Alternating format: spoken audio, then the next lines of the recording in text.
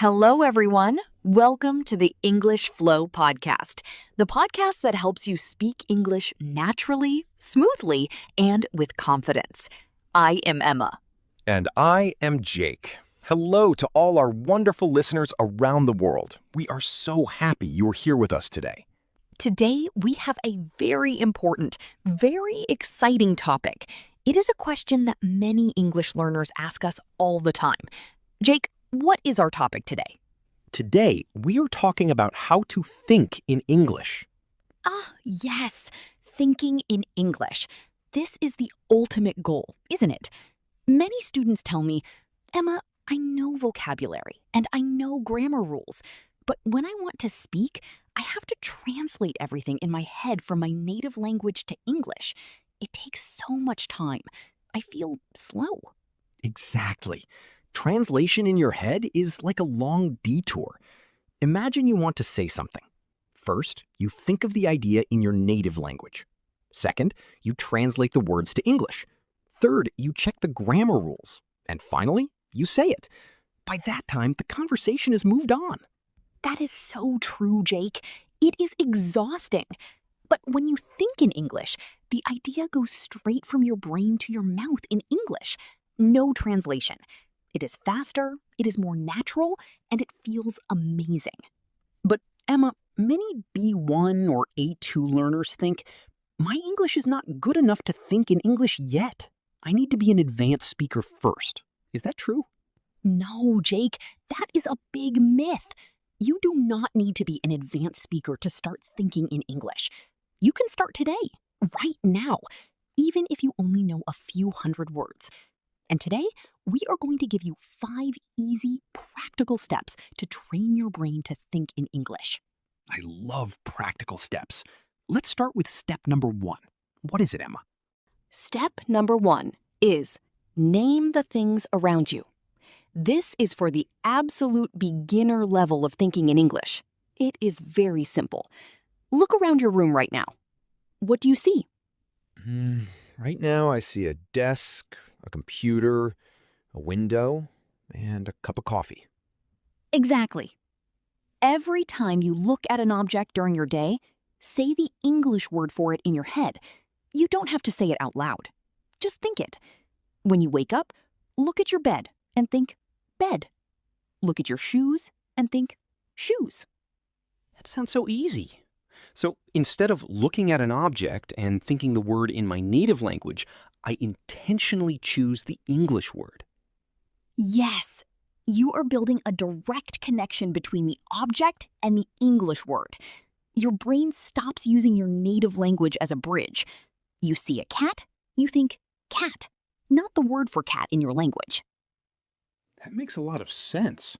It's like labeling your world in English. What if you see something and you don't know the word in English? Don't worry. Don't stop your day to look it up in a dictionary immediately. Just look at it, acknowledge it, and maybe check it later. The goal is to build a habit of using English for the things you see every day. Excellent. So that is step 1. Name individual objects in your mind. What is step number 2, Emma? Step number 2 is think in simple sentences. Once you are good at naming objects, you can start connecting those objects to actions or descriptions.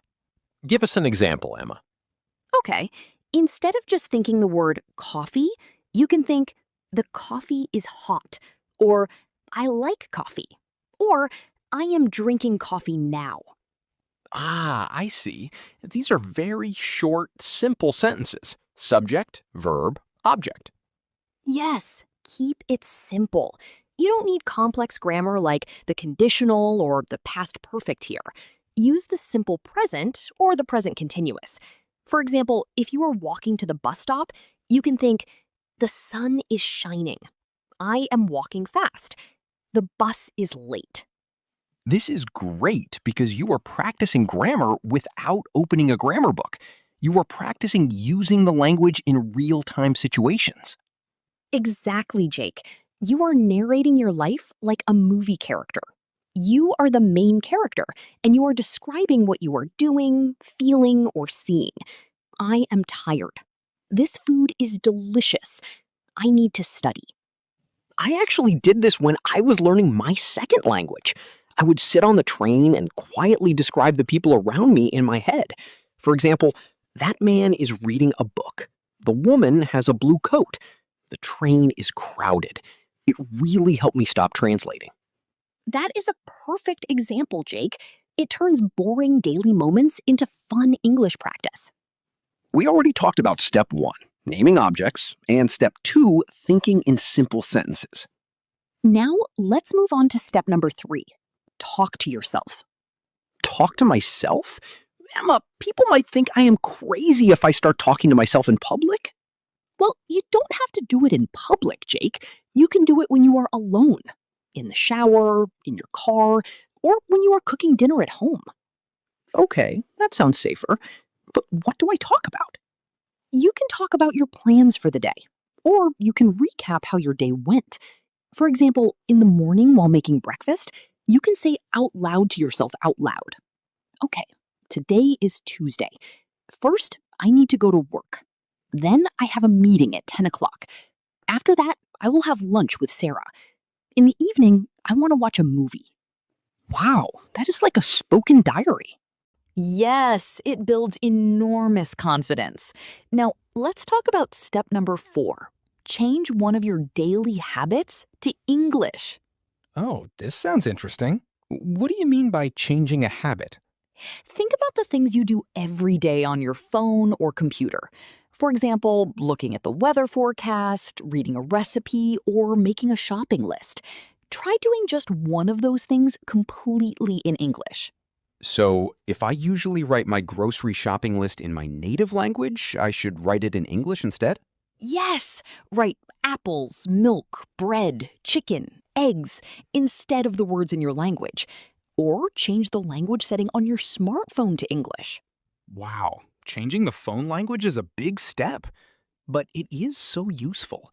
We look at our phones hundreds of times a day. If your phone is in English, you see words like settings, notifications, messages, cancel, and share all day long. Exactly. You don't have to study those words because you see them constantly. Your brain just absorbs them naturally. It becomes part of your automatic thinking. Another good habit to change is how you search for information on the internet. If you want to know how to bake a chocolate cake, don't search in your native language. Search in English. How to make an easy chocolate cake. Yes, and then read the recipe in English. You might not understand every single word, but you will understand the main ideas. This brings us perfectly to our final step. Step number 5, guess the meaning and stop using bilingual dictionaries. Oh, this is a tough one for many B1 learners. A bilingual dictionary is a dictionary that translates a word from English to your native language. For example, English to Spanish or English to Turkish. Why should we stop using them, Emma? Because bilingual dictionaries encourage your brain to translate. When you see an English word you don't know and you immediately look at the translation in your language, your brain says, "Oh, good. I don't need to remember the English definition. I just need the translation." It keeps your native language in control. So, what should we do instead when we find a word we don't know? First, try to guess the meaning from the context of the sentence. Look at the words around it. If you still can't guess, use a monolingual dictionary. That is an English to English dictionary designed for learners. An English to English dictionary defines the English word using simpler English words. Exactly.